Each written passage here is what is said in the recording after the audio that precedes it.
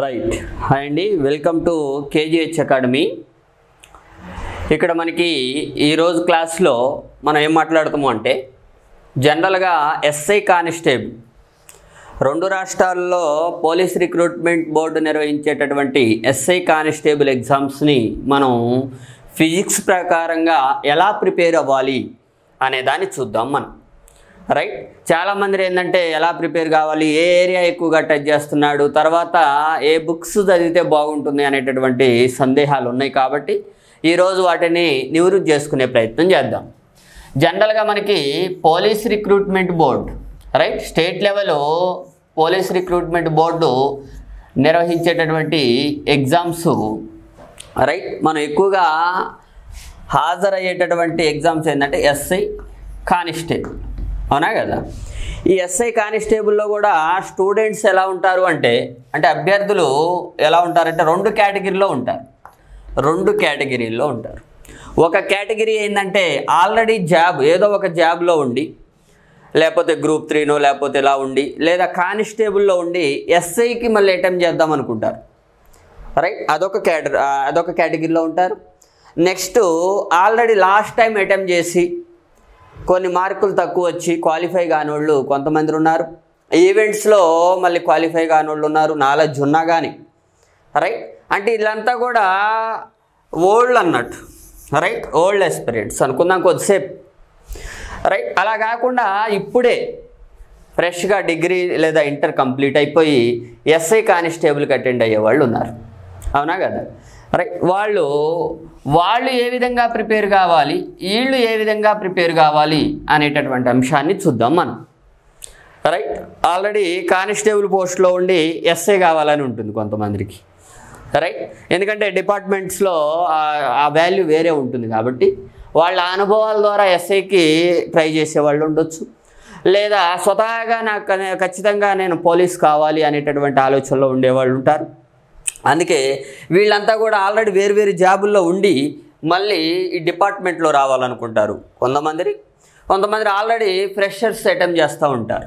Okay, వీళ్ళు ఏం చేయాలి, వాళ్ళు ఏం చేయాలి అని అంటే వీళ్ళు బేసిక్ లెవెల్ నుంచి నేర్చుకోవాలి. బేసిక్ నుంచి, ఎందుకంటే టైం ఉంది ఆల్రెడీ మనకి. బేసిక్ నుంచి సబ్జెక్ట్ని మనం గ్యాదర్ చేసుకోవాల్సి ఉంటుంది. వీళ్ళు ఏం చేయాలంటే ఆల్రెడీ బేసిక్ కంప్లీట్ అయిపోయి ఉంటుంది వీళ్ళకి. రైట్, వీళ్ళు ఈ అభ్యర్థులు ఏం చేయాలంటే ఆ ఓల్డ్ ఆస్పిరెంట్స్ ఏం చేయాలి అంటే ఎప్పుడు కూడా మీకు ఆల్రెడీ తెలిసిన డేటాని ఎలిమినేట్ చేయండి. ఆల్రెడీ నౌన్ డేటా ఉంటుంది మీ దగ్గర, ఏదో ఫిజిక్స్లో సంథింగ్, రైట్, ఆ డేటాని వదిలేసేయండి. మీరు లాస్ట్ టైం ఏదైతే మిస్ అయ్యారో, ఏ అంశాలైతే మిస్ అయ్యారో ఆ అంశాల మీద ఫోకస్ చేయండి. రైట్, నెక్స్ట్ ఇంకా ఏం చేస్తారంటే ఇది జస్ట్ రివిజన్ లాగా ఉండాలి ఆల్రెడీ నౌన్ డేటాని. ఎందుకు సార్ అని అడిగితే టైం సేవింగ్ అండి.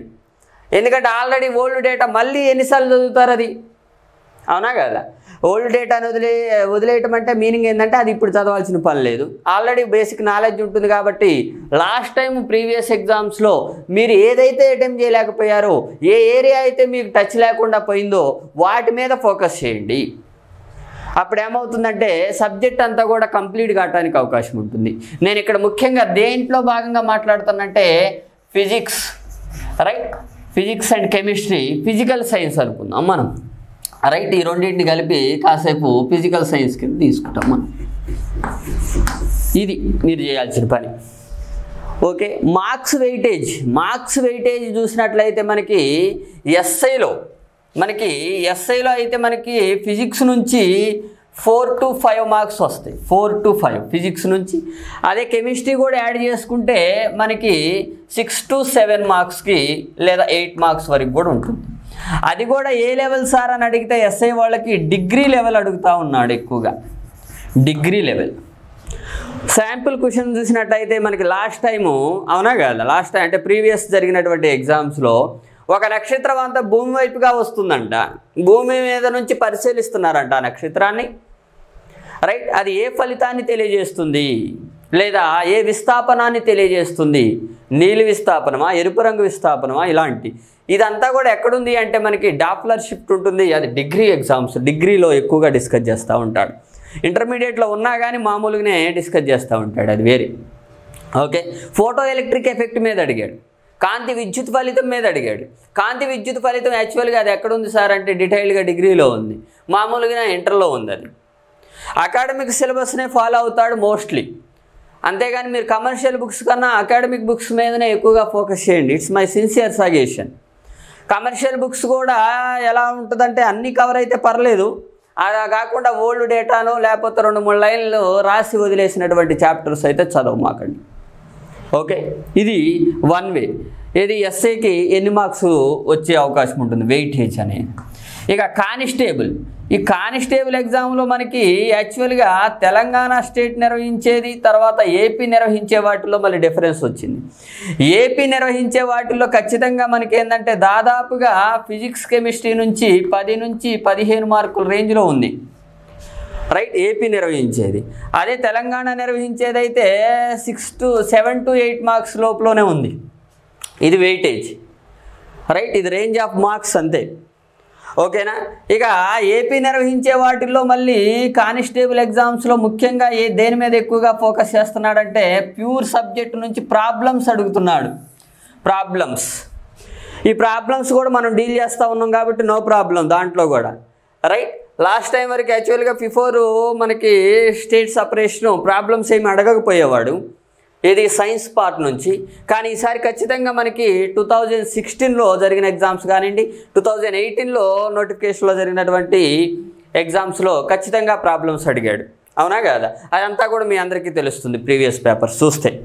ఓకే, ఇది మార్క్స్ వెయిటేజీ, రైట్. ఇది ఓల్డ్ పీపుల్ నోన్ డేటాని వదిలేసేసి నెక్స్ట్ ఏం చేస్తారంటే ఏదైతే డేటా మిస్ అయ్యారో దాన్ని యాడ్ చేసుకోండి.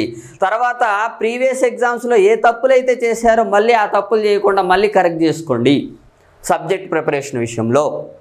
ఓకేనా, ఇది ఓల్డ్ ఎస్పిరేట్స్ చేయాల్సింది. ఫ్రెషర్స్ ఏంటంటే బేసిక్ నుంచి చదవాలి. బేసిక్ నుంచి మాకు ఎలా తెలుస్తుంది సార్ అంటే ఫస్ట్ మా క్లాస్ వినండి. ఇక్కడ క్లాసెస్ విన్న తర్వాత మీరు చేయాల్సిన పని ఏంటంటే జనరల్గా మీకు అకాడమిక్ బుక్స్ ఒకసారి చూసుకోండి, ఆ చాప్టర్కి సంబంధించి ఎవ్రీ చాప్టర్లో ఎస్సీఆర్టీ, అవునా కదా. మన స్కూల్ పిల్లల దగ్గర బుక్స్ ఉంటాయి. ఏ లెవెల్ వరకు చూడాలి సార్ అంటే ఫస్ట్ ఏం చేస్తారంటే 10th క్లాస్ లెవెల్ వరకు చూడండి, 6th to 10th బుక్స్ చూడండి ఒకసారి. జస్ట్ అలా ఏంటంటే మీరు చదివితే అర్థమవుతుంది. ఎప్పుడు క్లాస్ విన్న తర్వాత దాని నుంచి అసలు ఒక సబ్జెక్ట్లో ఏమేమి చాప్టర్స్ ఉన్నాయి, ఏ టాపిక్స్ ఉన్నాయి, అవునా కదా. తర్వాత సబ్జెక్ట్స్ తెలుస్తుంది, చాప్టర్ నేమ్స్ తెలుస్తుంది, టాపిక్ నేమ్ తెలుస్తుంది. కాబట్టి మీకు మొత్తం ఒక అవగాహన వస్తుంది ఫైనల్గా బేసిక్ లెవెల్లో. తర్వాత మీరేం చేస్తారంటే ప్రీవియస్ పేపర్స్ తీసుకోండి. ఇది లెవెల్ కంప్లీట్ అయిపోయిన తర్వాత బేసిక్ లెవెల్లో మీరు ఏం చేస్తారంటే క్లాసెస్ వింటారు. ఫస్ట్ 1-2 సార్లేనండి, ఒక్కసారే నాకు అర్థమైపోవాలనేది కూడా కోరుకోవద్దు ఎప్పుడు కూడా. అందుట్లో ఫిజిక్స్ని అసలే ఎక్స్పెక్ట్ చేయమాకండి. ఒక్కసారికే నాకు ఫిజిక్స్ రావాలంటే మనం ఫిజిక్స్ ఐన్స్టీన్లు కాదు, న్యూటన్లు కాదు మనం, అవునా కదా. ఎన్నోసార్లు ఒకసారి వింటేనే అది అర్థమయ్యే అవకాశం ఉంటుంది. అది కూడా కాన్సన్ట్రేషన్తో వినాలి. అంతేగాని ఒకవైపు మైక్ పెట్టుకొని లేకపోతే సాంగ్స్ పెట్టుకొని ఇలా చూసుకుంటా సరదాగా టైంపాస్గా మళ్ళీ హెడ్సెట్ పెట్టుకొని మనం టైంపాస్ చేసినట్టుగా వినొద్దు. అది కూడా చూసుకోండి. ఎందుకంటే ఇదంతా కూడా క్యాజువల్ ప్రిపరేషన్ కాదు కాబట్టి మనందరం సీరియస్గా ప్రిపేర్ అయ్యి జాబ్ కొట్టాలి కాబట్టి అందుకే మీకు ఇలాంటి సజెషన్స్ ఇవ్వడం జరుగుతుంది, రైట్.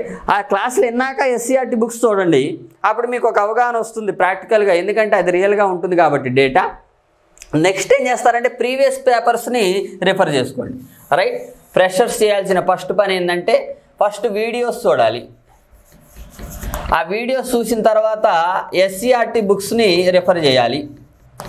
ఎస్సీఆర్టీ బుక్స్ రెఫర్ చేసిన తర్వాత మీరు చేయాల్సిన పని ఏంటంటే ప్రీవియస్ క్వశ్చన్స్ చూసుకోవాలి. ప్రీవియస్ క్వశ్చన్స్ అంటే మీరు భయంకరంగా 2010, 2009 ఇవన్నీ అవసరం లేదు. ఓన్లీ 2016 నోటిఫికేషను, తర్వాత 18 నోటిఫికేషన్, 19 నోటిఫికేషన్ ఉంది. ఆ 2 సార్లు జరిగింది కదా ఎగ్జామ్, ఆ 2 సార్లు ఎగ్జామ్స్కి సంబంధించి చూసుకోండి, రైట్. ఈ 2-3 సార్లు జరిగినటువంటి ఎగ్జామ్స్లో ప్రిలిమ్స్ జరిగింది, మళ్ళీ మెయిన్స్ జరిగింది, అవునా కదా. మళ్ళీ 2 రాష్ట్రాల్లో జరిగింది, 2 రాష్ట్రాల్లో. కాబట్టి దాదాపుగా ఒక 10-20 పేపర్లు అయితే ఆ 10-20 పేపర్లు చూస్తే సరిపోతుంది, రైట్. దానివల్ల ఏమవుతుందంటే మీరు ఒకసారి టెస్ట్ చేసుకుంటారు, వీడియోస్ అర్థమైనవి కాబట్టి ఎస్సీఆర్టీ ఈ సిలబస్ ఒక అవగాహన తెప్పిస్తుంది మీకు ఫైనల్గా, రైట్. ఎందుకంటే స్టాండర్డ్ సిలబస్ ఇది, ఖచ్చితంగా వీటిల్లో నుంచే తీసుకుంటా ఉన్నాడు. అంతేగాని మార్కెట్లో పలానా వ్యక్తి రాసిన బుక్స్ నుంచి కానీ పలానా ఇన్స్టిట్యూషన్ ప్రొవైడ్ చేసేటటువంటి మెటీరియల్ నుంచి ఇస్తానని మనకి ఎప్పుడు చెప్పడు నోటిఫికేషన్లో. రైట్, ఆ విషయాన్ని కూడా చూసుకోండి. నెక్స్ట్ ఏం చేస్తారంటే మోస్ట్లీ ఏం చేస్తారంటే ఓకే కమర్షియల్ బుక్స్ కూడా వీటిలో నుంచే తీసుకుంటాడు, కానీ ఎడిషనల్ డేటా మనకి కన్ఫ్యూజన్ చేస్తూ ఉంటుంది, అక్కడ ఇబ్బంది పడే అవకాశం ఉంటుంది. అందుకే ఇబ్బంది లేకుండా ఫస్ట్ ఇది చూడు, తర్వాత ప్రీవియస్ పేపర్ చూడు, తర్వాత నీకు సంబంధించిన మెటీరియల్ ఏమన్నా ఉంటే మెటీరియల్ రైట్ ఇన్స్టిట్యూషన్ మెటీరియల్ కావచ్చు, లేకపోతే ఇంకెవరైనా ఎక్స్పర్ట్స్ రాసిన మెటీరియల్ ఉండొచ్చు. అప్పుడు నీకు ఏమవుతుందంటే నువ్వు మెటీరియల్ని జస్టిఫై చేసుకునే కెపాసిటీ ఉంటుంది అప్పుడు. ఎందుకంటే ఇక్కడ చూస్తావు, నువ్వు ఈ వీడియోస్ చూస్తావు ఎస్సీఆర్టీ, నేను ఎట్లాగూ కూడా ఎస్సీఆర్టీ కాదు సిబిఎస్ఈ సిలబస్ని డిస్కస్ చేస్తాను కాబట్టి మీకు ఆ ప్రాబ్లం ఏమీ ఉండదు. రైట్, మనకి సిబిఎస్ఈ సిలబస్ని ఎన్సీఆర్టీ సిలబస్ని నేను మొత్తం కవర్ చేసే ప్రయత్నం చేస్తూ ఉంటాను. రైట్, అందుకే మీకు ఏంటంటే ఫస్ట్ వీడియోస్ చూడమన్నది నేను. ఓకేనా, నెక్స్ట్ ఏంటి సార్ ప్రాసెస్ అంటే ఈ ప్రెషర్స్ ఇక ప్రీవియస్ పేపర్స్ చూసిన తర్వాత మీరు ఏం చేస్తారంటే ఇక నెక్స్ట్ మోడల్ పేపర్స్ తీసుకొని ప్రాక్టీస్ చేసుకోండి, ఇక సరిపోతుంది. ఓకే, ఇది ఫ్రెషర్స్ యొక్క స్ట్రాటజీ ఉండాలి. ఇలా ఓల్డ్ స్టూడెంట్స్ అయితే లేదా ఓల్డ్ ఎక్స్పీరియన్స్ అయితే మీరు ఆల్రెడీ ప్రీవియస్ ఎగ్జామ్స్లో చేసిన తప్పుల్ని మళ్ళీ రిపీట్ కాకుండా చూసుకోండి. తర్వాత ఆల్రెడీ మీకు వెల్ నోన్ డేటాని పదే చదవమాకండి ఇంకా. ఎందుకంటే ఆ టైంని అసలు తెలియనటువంటి అంశాల గురించి లేదా మీకు కష్టమైనటువంటి అంశాల మీద ఫోకస్ చేసే ప్రయత్నం చేయండి. రైట్, ఎప్పుడు కూడా ఆకాశం నీలం రంగులో ఉంటుంది. రైట్, దానికి గల కారణం పరిక్షేపణ. ఎన్నిసార్లు చదువుతారు అది? ప్రిపరేషన్ స్టార్ట్ చేసిన కాడ నుంచి 100 సార్లు చదివినా అదే, దాన్ని ఎవడు మార్చలేరు. కానీ దాన్ని ప్రజెంట్గా ఎలా అడుగుతున్నాడు, నేను ఎలా చదివినా వీడు ఎలా అడుగుతున్నాడు ఎగ్జామ్లో అనే దాన్ని కంపేర్ చేసుకోండి ఒకసారి మీరు. అప్పుడు ఏమవుతుందంటే మీలో ఉన్న లోపాలు అనేవి మీకే అర్థమవుతాయి. దాని నుంచి ప్రిపరేషన్ అనేది మీరు చేంజ్ చేసుకోవచ్చు, ప్రిపరేషన్ మెథడ్ని చేంజ్ చేసుకోవచ్చు. రైట్, ఇది ఫస్ట్ మీరు గ్రహించాల్సినటువంటిది. రైట్, ఇది మనకి జనరల్గా మరి ఏ సిలబస్ ఉంటుంది, అసలు అడిగే విధానాలు ఎలా ఉన్నాయి ప్రజెంట్గా అంటే అప్పుడు అడిగే విధానాలు ఎలా ఉన్నాయి, ఓల్డ్ ప్యాటర్న్లో మనకి ఎగ్జామ్స్ ఎన్ని విధాలుగా అడిగాడు, ఇప్పుడు ఎలా అడుగుతున్నాడో ఒకసారి చూద్దాం. దాన్ని బట్టి మీకు కూడా ఒక అవగాహన వస్తుంది. రైట్, ఓకేనా. ప్రజెంట్గా మనకి క్వశ్చన్స్ ఎలా అడుగుతున్నాడో చూద్దాం ఒకసారి. రైట్, క్వశ్చన్స్ అడిగే విధానం ఎలా ఉందంటే మనకి అవసరం లేదు.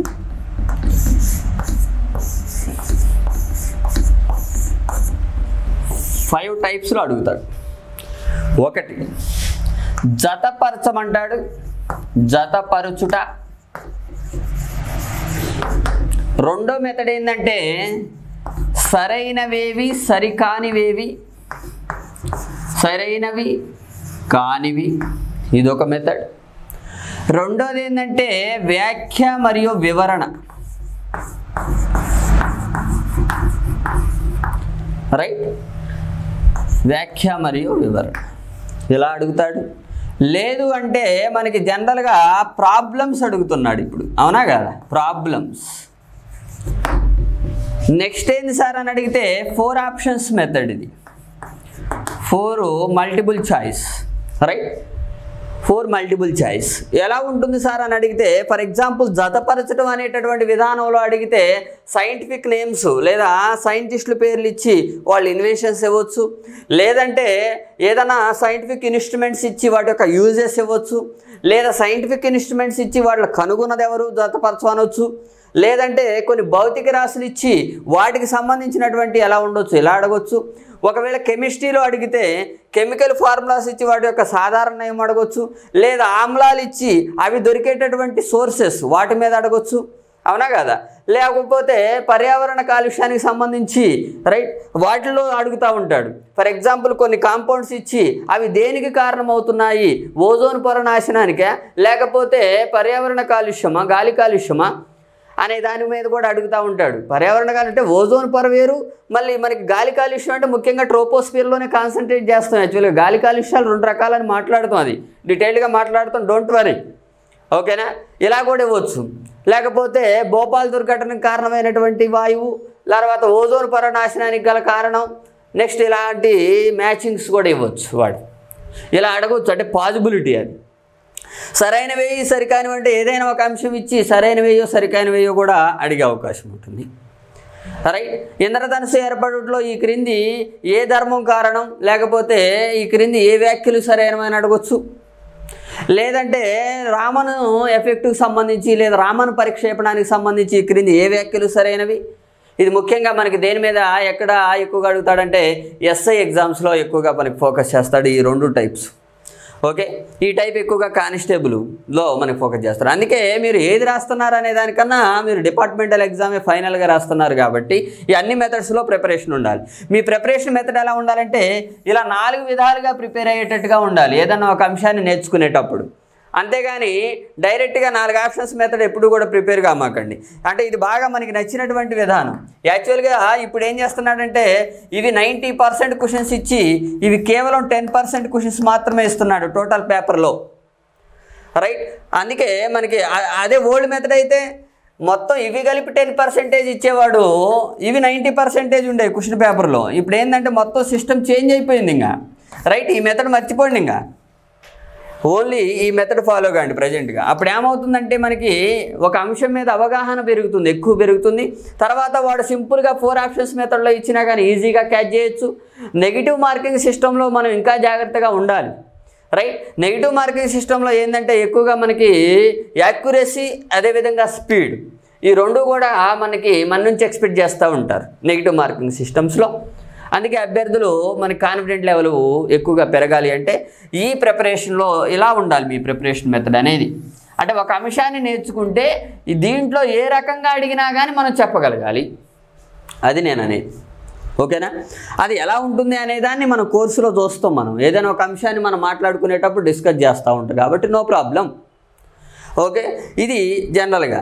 అప్పుడు ఏమవుతుందంటే ప్రజెంటేషన్ మెథడ్ ఎలా ఉంటుంది. 4 ఆప్షన్స్ మెథడ్లో అడ్వాంటేజ్ ఏంటి అంటే మనకి ఏదన్నా ఒక క్వశ్చన్ ఇచ్చాడు అనుకోండి, ఆ క్వశ్చన్కి 4 ఆప్షన్స్ ఉన్నాయి. 1 2 3 సంథింగ్ 4 ఇలా ఉన్నాయి మనకి 4 ఆప్షన్స్.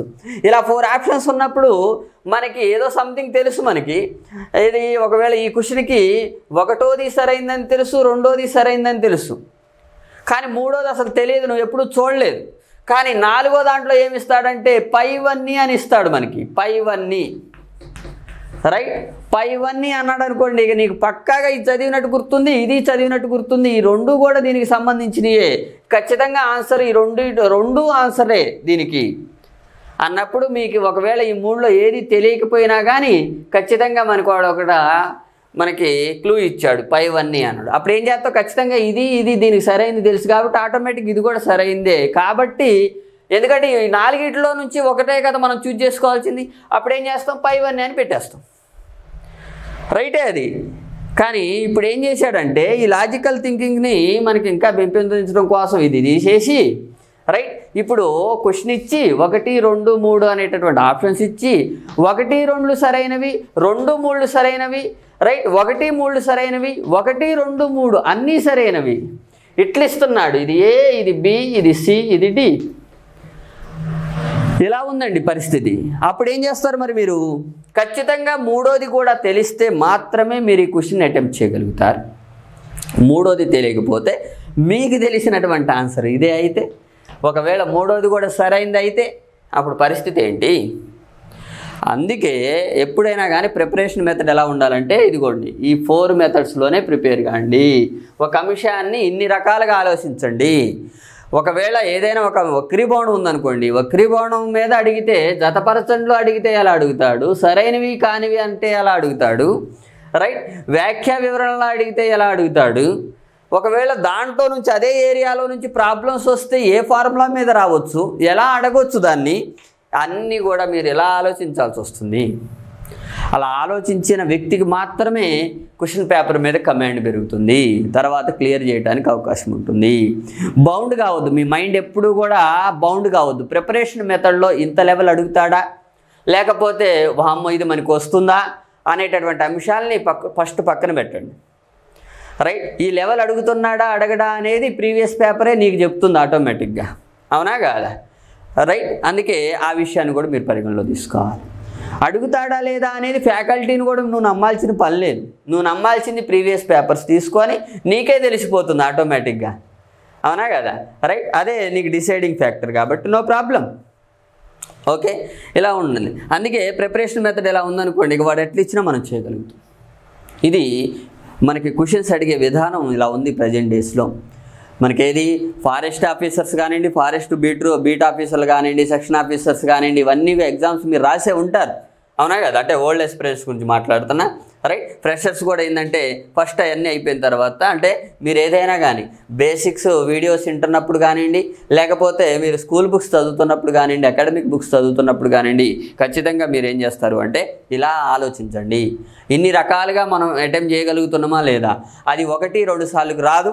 ఆటోమేటిక్గా ఫస్ట్ సారి ఏం చేస్తారంటే జస్ట్ 4 ఆప్షన్స్ మెథడ్లో ప్రిపేర్ కండి కావాలంటే, నెక్స్ట్ మళ్ళీ రివిజన్లో ఏం చేస్తారంటే మీరే డిఫికల్టీ లెవెల్ పెంచుకోవాలి. మీరే ఏం చేస్తారంటే డిఫికల్టీ లెవెల్ మీరు పెంచుకుంటున్నప్పుడు ఆటోమేటిక్గా మీ మైండ్ ఏం చేస్తుందంటే ఆటోమేటిక్గా దానికి అలవాటు పడిపోతుంది, రైట్? ఆ డిఫికల్టీ లెవెల్ ప్రిపరేషన్కి నీ మైండ్ అలవాటు పడిపోతుంది. అప్పుడు ఆటోమేటిక్గా నీకు ఎంత పెద్ద ప్రాబ్లమ్స్ అయినా కానీ, లేకపోతే ఎంత పెద్ద థియరీ అయినా కానీ ఈజీగా అర్థం కావడానికి అవకాశం ఉంటుంది, రైట్? ఇలా చూసుకోవాలి, right? Freshers departmental exams prepare అయ్యేటప్పుడు. ఓకే, నెక్స్ట్ ఇంకా ఏం జరుగుతుంది సార్ అని అడిగితే, జనరల్గా మనం ఏ సిలబస్ని మనం డీల్ చేస్తున్నాం ఇక్కడ అనేది మనం చూస్తే, ఫిజిక్స్ పార్ట్లో ఏం చేస్తున్నాం మనం. ఫిజిక్స్ పార్ట్లో చూద్దాం. ఫస్ట్ ఫిజిక్స్ పార్ట్ పరిస్థితి.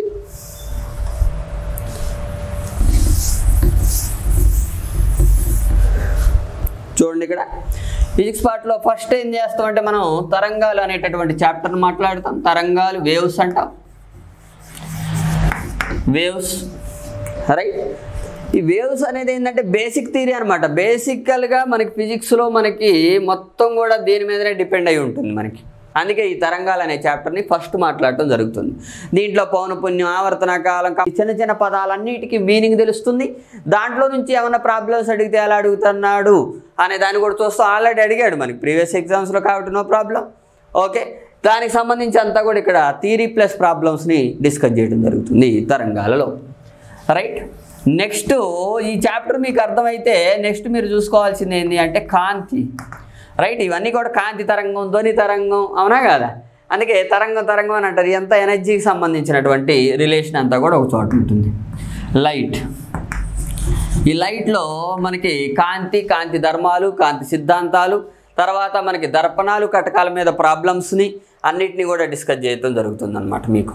ఓకే, అంటే కటకాల మీద అడుగుతున్నాడు మనకి ప్రాబ్లమ్స్, కటక సామర్థ్యం మీద కూడా అడుగుతున్నాడు, నెక్స్ట్ దర్పణాల మీద కూడా అడుగుతున్నాడు. కాబట్టి దర్పణాల మీద, వక్రీభవన గుణకాల మీద ప్రాబ్లమ్స్ ఎలా ఉంటాయి అనే దాన్ని చూస్తాం. దానికన్నా ముందు థియరీని పర్ఫెక్ట్గా డిస్కస్ చేసిన తర్వాత వీటిని గురించి మనం మాట్లాడటం జరుగుతుంది, ఏది ప్రాబ్లమ్స్ గురించి, రైట్? అది కూడా అంశాన్ని కూడా చూసుకోండి. నెక్స్ట్ ఏం జరుగుతుంది సార్ అని అడిగితే, ఇది కాంతికి సంబంధించిన అప్లికేషన్స్. ఖచ్చితంగా మనకి ఎస్ఐ ఎగ్జామ్లో కానివ్వండి, కానిస్టేబుల్ ఎగ్జామ్లో కానివ్వండి, పర్ఫెక్ట్గా ఒకవేళ వాడు ఫిజిక్స్ టచ్ చేస్తే ఆల్మోస్ట్ కాంతి నుంచి ఒక బిట్ అయితే టచ్ చేస్తాడు. కాంతి యాంత్రిక శాస్త్రం నుంచి బిట్టు లేకుండా ఆల్మోస్ట్ క్వశ్చన్ పేపర్ ఉండదు. కాబట్టి అట్లీస్ట్ వర్స్ట్ కేసు అంటే నేను ముందే ఇంపార్టెంట్ అని అంటే మీరు ఎక్కడైతే మళ్ళీ ఆ చాప్టర్లకే మీ మైండ్ బౌండ్ అవుద్దని నా భయం. అంతే. మీరు ఏం చేస్తారంటే నేను ఇంపార్టెంట్ అనంటే మీరు దాన్నే పట్టుకొని అలాడుతూ ఉంటారు. అలా ఉండకూడదు. ఎందుకంటే ఖచ్చితంగా వస్తుంది బిట్టు, దాంట్లో నో ప్రాబ్లం. కానీ ఒక బిట్టు కాదు కదా నువ్వు చేయాల్సింది. ఫిజిక్స్లో వచ్చిన 6 బిట్లు నువ్వు చేయగలగాలి. 6 బిట్లు నువ్వు చేయగలగాలనేటటువంటి దృఢ సంకల్పంతో ప్రిపేర్ అయితే అట్లీస్ట్ ఒక 5 అన్నా చేస్తావు, లేదా ఒక 4 అన్నా చేస్తావు, అవునా కదా? అంతేగాని వచ్చే ఈ ఒక్క బిట్టు ఒకటి ఖచ్చితంగా వస్తుంది కాబట్టి అని దీన్నే ప్రిపేర్ అవుతూ ఒక్క బిట్టు చేసి వస్తే నీకు జాబ్ రాదు కదండి. అందువల్ల నేను ఇంపార్టెంట్ అన్నది ఎందుకంటే వర్స్ట్ కేసులో ఫస్ట్ అయితే వీటిని ఫోకస్ చేయండి. నెక్స్ట్ మళ్ళీ మిగిలిన చాప్టర్స్ చదువుకుంటూ రండి. అందువల్ల మాత్రమే ఇంపార్టెన్స్, కానీ టోటల్గా ఎంటైర్ ఎగ్జాము క్వాలిఫై కావడానికి ఇంపార్టెంట్ అయితే కాదు. క్వాలిఫై కావాలంటే అన్ని చాప్టర్లు చదవాలి, అన్ని సబ్జెక్టులు చదవాలి, అదే లెవెల్లో చదవాలి. అప్పుడు మాత్రమే జాబు వచ్చే అవకాశం ఉంటుంది, అవునా కదా? Prelims qualification method okay, but what about the mains? అవునా కదా? మళ్ళీ మెయిన్స్కి మీరు ఏం చేయాలంటే ఇంకా డిఫికల్టీ లెవెల్ మొత్తం అయిపోయి నెక్స్ట్ డిఫికల్టీ లెవెల్ని మీరు ఇంక్రీజ్ చేసుకునేటట్టుగా ప్రిపేర్ కావాలి, రివిజన్ టైప్లో ఉండాలి. కానీ మళ్ళీ అక్కడ మళ్ళీ ఫ్రెష్గా స్టార్ట్ చేయొద్దు మీరు ప్రిపరేషన్ని. అందుకే ప్రిలిమ్సే మెయిన్స్ అనుకొని ప్రిపేర్ కాండి. కొంతమంది ఏం చేస్తారంటే ప్రిపేర్ అయ్యేటప్పుడు ప్రిలిమ్సే కదా, జస్ట్ క్వాలిఫికేషనే కదా, నాకు కేటగిరీ ఉంది, కేటగిరీ కూడా మర్చిపోండి. కేటగిరీ అనే సమస్యనే తీసేయండి. ఫస్ట్ అందరూ ఓపెన్ కేటగిరీ అనుకోండి. అందరూ ఓపెన్ కేటగిరీ అనుకొని అది కూడా మీరు మెయిన్స్కి అటెంప్ట్ అవుతున్నారు అనుకోండి. నెక్స్ట్ అదే ఫైనల్గా మన జాబ్ అని అనుకోండి. కానీ క్వాలిఫై అయితే నాకు జాబ్ వస్తుంది అనేటటువంటి ఆలోచనతో ప్రిపేర్ కాండి. రైట్? అంటే మీరు ప్రిపేర్ అయ్యేటప్పుడు ప్రిలిమ్స్ లేదు, ఏమీ లేదు, డైరెక్ట్గా ఫైనల్ ఎగ్జామే మెయిన్సే రాస్తున్నారు. మీరు మెయిన్సే అనుకోండి, మెయిన్స్ ప్రిపరేషన్ అనుకోండి. ఈ కేటగిరీ అనేటటువంటి కాన్సెప్ట్ని తీసేసేయండి. రైట్? ఈ కేటగిరీ అనేటటువంటి కాన్సెప్ట్ని తీసేయండి ఫస్ట్. నెక్స్ట్ ఏంది అంటే ఇది అయిపోతే మనకి డైరెక్ట్గా జాబ్ అన్నట్టుగా ప్రిపేర్ కాండి. ఓకేనా?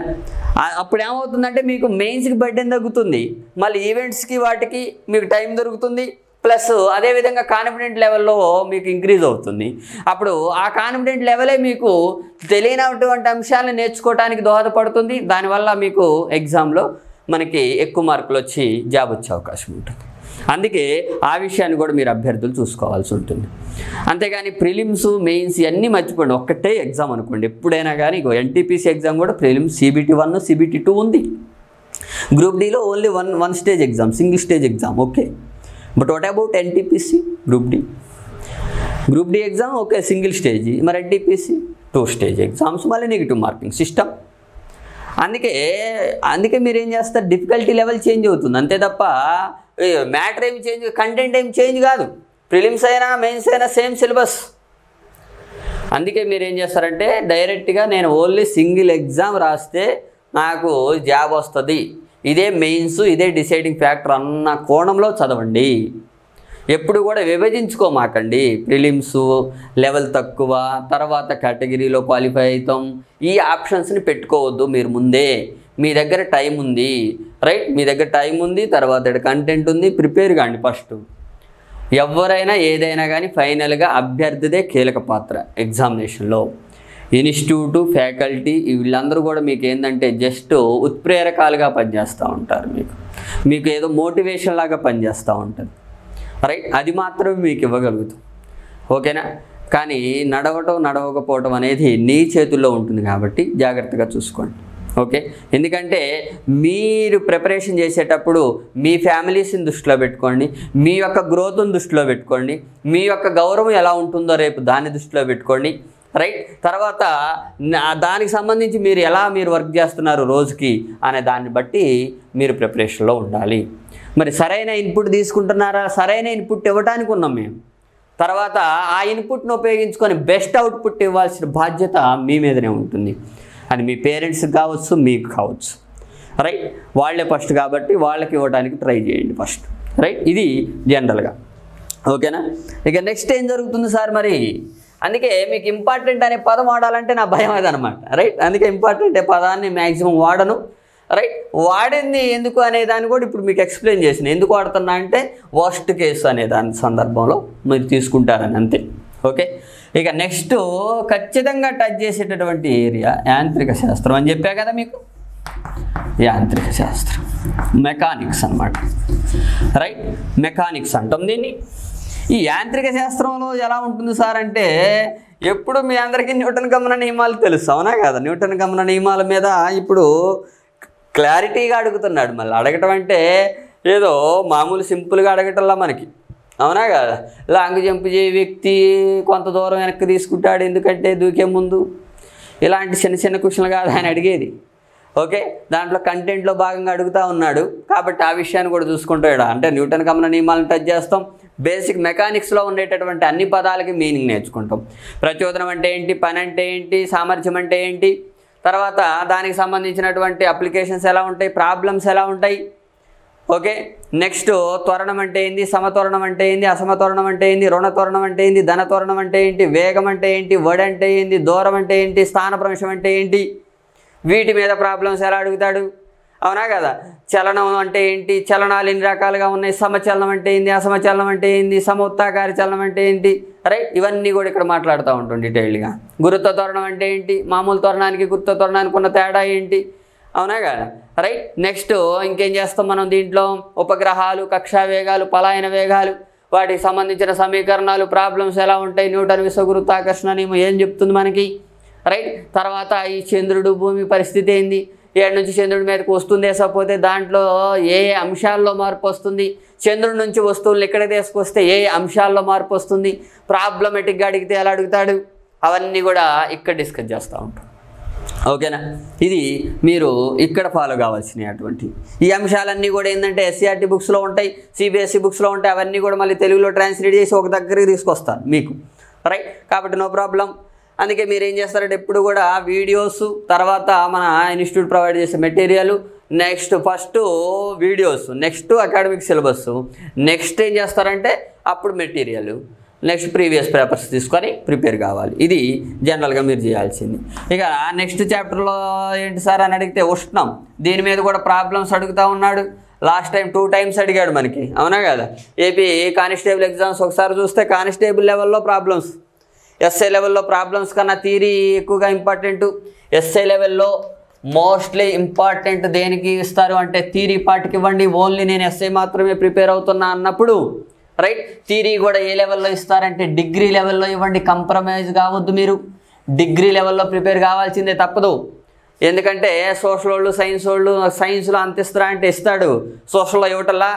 చరిత్ర ఇవన్నీ ఉన్నాయి అనుకోండి, పాలిటీ కానీ ఎకానమీ కానీ ఇవన్నీ తీసుకుంటే డిగ్రీ అకాడమిక్ బుక్స్లో ఉన్న ఇవ్వటల్లా. మేము సైన్స్ వాళ్ళం, మేము రాయటల్లా, ఆ లెవెల్లో ప్రిపేర్ అయ్యి, అవునా కదా? భారతదేశ చరిత్ర అంటే మళ్ళీ 3 రకాల చరిత్రలు నేర్చుకుంటాం మనం, ప్రాచీన చరిత్ర, మధ్యయుగ చరిత్ర, అవునా కదా? తర్వాత modern history, ancient, medieval and modern, 3 హిస్టరీలు నేర్చుకుంటాను. మరి 3 హిస్టరీలకు సంబంధించిన full based data up to degree level cover అవుతుందిగా. నా క్వాలిఫికేషన్ కూడా అదే కదా ఎస్ఏ రాయాలంటే. అందుకే నీకో న్యాయం నాకో న్యాయమా? అందుకే ఏం చేస్తున్నాడంటే ఎగ్జామినేషన్లో సోషల్, సైన్స్ ఇవన్నీ పక్కన పడేస్తున్నాడు. నీ క్వాలిఫికేషన్ దేని మీద వస్తున్నావు, నువ్వు ఎస్ఐ పోస్ట్కి డిగ్రీ క్వాలిఫికేషన్ మీద వస్తున్నావు. ఇక అంతే, డిగ్రీ లెవెల్లో ఉన్న అన్ని టెక్స్ట్ బుక్స్ నుంచి ఎక్కడైనా ఏ సబ్జెక్ట్ నుంచి అయినా తీసుకునే అధికారం ఆయనకు ఉంటుంది. నువ్వు నేను క్వశ్చన్ చేయడానికి అవకాశమే లేదు. ఒకప్పుడు ఆలోచించేవాడు, సోషల్ అతను పాపం ఎంత చదువుతాడా సైన్స్ని, ఈ లెవెల్లో అర్థం చేసుకుంటాడా అని. ఇప్పుడు ఆలోచించట్లా. జాలి, దయ, కనికరాలు ఇవన్నీ లేవు ఆయనకి. డైరెక్ట్గా డిగ్రీ లెవెల్లో నుంచే ఫోటో ఎలక్ట్రిక్ ఎఫెక్ట్, ఆ కాన్సెప్ట్ అర్థం కావాలంటే డిగ్రీ లెవెల్ సబ్జెక్ట్ చదివితేనే అర్థమైంది. దాన్ని తీసుకొచ్చి పడేసాడు మన ఎగ్జామ్స్లో. మనం ఏమైనా అడుగుతాం, కోర్టులో కేసు వేస్తారా మీరు, నేను సోషల్ వాడిని ఎంత ప్రిపేర్ కాదని, రేపు సైన్స్ వాడు కూడా కేసు వేస్తారు వెంటనే, అవునా కదా? ఇలా ఉంటాయి మనకి ప్రాబ్లమ్స్ అనేవి. అందుకే లెవెల్కి ఎప్పుడు కూడా కాంప్రమైజ్ కావద్దు, ప్రిపరేషన్ లెవెల్లో ఎప్పుడు కూడా కాంప్రమైజ్ కావద్దు, ఎప్పుడు పైనే ఉండాలని చూడండి, రైట్. అని మనకి ఆ దృఢ సంకల్పం ఉంటే ఒక సందర్భంలో కింద జారిపడటం మళ్ళీ ఎక్కడానికి అవకాశం ఉంటుంది, రైట్. ఇది ఈ ఉష్ణంలో ప్రాబ్లమ్స్ అడుగుతూ ఉన్నాడు. కానిస్టేబుల్ అభ్యర్థులు ఆ విషయాన్ని కూడా చూసుకోండి, ఓకే. చాలామంది ఏం చేస్తారంటే ప్రాబ్లమ్స్ ఎట్టాకు మనకి రావా ఫిజిక్స్లో వదిలేస్తూ ఉంటారు. అట్లా వదిలేయమాకండి. వదిలేస్తే మళ్ళీ ప్రిలిమ్స్లో క్వాలిఫై అయినా మళ్ళీ మెయిన్స్లో అయినా కొత్త బాగున్నారా అని మళ్ళీ పలకరించాలి వాటిని.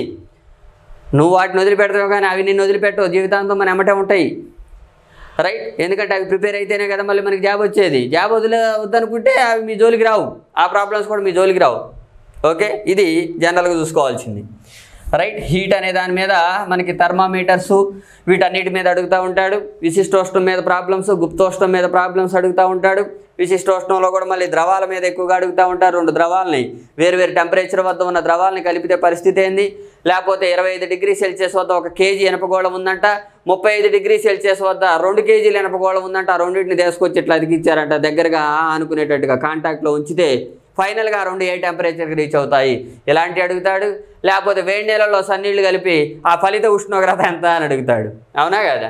రైట్. డిఫరెంట్ అమౌంట్స్ కలుపుతూ ఉంటాడు, ఒక్కోసారి సేమ్ అమౌంట్లో కూడా కలపవచ్చు, రైట్. 75 degrees Celsius వద్ద ఉన్న 2 లీటర్ల నీటిని 25 degrees Celsius వద్ద ఉన్న 2 లీటర్ల నీటికి కలిపితే, అవునా కదా, ఫలిత ఉష్ణోగ్రత ఎంత అంటే ఇక్కడ మాసెస్ సమానంగానే టెంపరేచర్ డిఫరెన్స్గా ఉంది. ఎప్పుడు ఎలాగనే ఇస్తాడంటే ఇలాగివ్వడు, ఎలా ఇచ్చినా మనం చేయగలిగేటట్టుగా ఆ ఫార్ములా ఉంటుంది. దానికి సంబంధించి అప్పుడు డిస్కస్ చేస్తాడు డీటెయిల్గా, డోంట్ వరీ. ఓవరాల్గా మీకు ఏంటంటే ఒక అవగాహన కోసమే మాట్లాడుతాను. ఈ చాప్టర్ నుంచి నేను ఎలా డిస్కస్ చేయబోతున్నా, మీకు ఎలా అడుగుతున్నాడు అనేటటువంటి అంశాలు మాత్రమే ఇక్కడ క్రోడీకరించడం జరిగింది. నెక్స్ట్ ఏంటి సార్ అని అడిగితే మనకి నెక్స్ట్ విద్యుత్ మీద మనకి సర్క్యూట్ సైజ్ ప్రాబ్లమ్స్ మరి ఇస్తున్నాడు వీడు, రైట్. ఎలక్ట్రిసిటీలో మనం ఫోకస్ చేయాల్సింది కిర్చాఫ్ నియమాల మీద చూసుకోవాలి. కిర్చాఫ్ మొదటి నియమం, కిర్చాఫ్ రెండో నియమం, కొంతమంది కిర్చాఫ్ అంటారు, అవునా కదా. ఎట్లన్నా ప్రాబ్లం లేదు, అవునా కదా, రైట్. No problem. ఎందుకు సార్ ప్రాబ్లం లేదంటే అది యాక్చువల్గా మనకి ఆ వర్డే మనకి నెట్లో 2 రకాలుగా మాట్లాడవచ్చు అనేది ఉంది. కిర్చాఫ్ అని అనొచ్చంట, కిర్చాఫ్ అని కూడా అనొచ్చంట. ఇప్పుడు ఆ పదాల మీద ఫోకస్ చేయాల్సిన పని లేదులే మనం, అవునా కదా. దాని నియమాలు అంటే ఏదో తెలిస్తే సార్ ఆ పదాన్ని ఎలా పలకాలనే దాన్ని కొంతమంది రీసెర్చ్ చేస్తారు, రీసెర్చ్ ఫెలోస్ ఉంటారు కొంతమంది, అవునా కదా. రీసెర్చ్ ఫెలోస్ ఇక్కడ వాళ్ళ థాట్స్ అనేవి తక్కువ ఉపయోగపడుతూ ఉంటాయి. ఇలాంటి వాటి మీద జాగ్రత్త చూసుకోండి. నెక్స్ట్ ఏంటది, విద్యుత్ మీద మనకి ఓం నియమం మీద ప్రాబ్లమ్స్ అడగొచ్చు, లేకపోతే ఎలక్ట్రికల్ హీటర్స్ మీద, ఎలక్ట్రికల్ కుక్కర్స్ మీద మనకు ప్రాబ్లమ్స్ అడగొచ్చు. నెక్స్ట్ అడిగితే మన కరెంటు బిల్లు మీద అడగొచ్చు, అవునా కదా. ఎన్నో యూనిట్లు కాలుస్తూ ఉంటాం, మన ఇంట్లో ఫ్యాన్లు ఉంటాయి, రిఫ్రిజిరేటర్లు ఉంటాయి, ఏసీలు ఉంటాయి, అవునా కదా. వీటన్నిటిని ఉపయోగిస్తే మనకి లాస్ట్లో కరెంటు బిల్లు ఎంత అవుతుంది, ఖర్చు ఎంత అని అడగొచ్చు, లేకపోతే ఎన్ని యూనిట్లు కాల్చారని అడగొచ్చు. దాన్ని సైంటిఫిక్ లాంగ్వేజ్లో కిలోవాట్ అవర్స్లో కన్వర్ట్ చేయమని అడగొచ్చు, చెప్పలేము. ఎన్ని రకాలుగా అడిగితే అన్ని రకాలు మాట్లాడుతాం మనం, డోంట్ వరీ. ఇది ఈ విద్యుత్తులో మనకి టచ్ చేస్తే.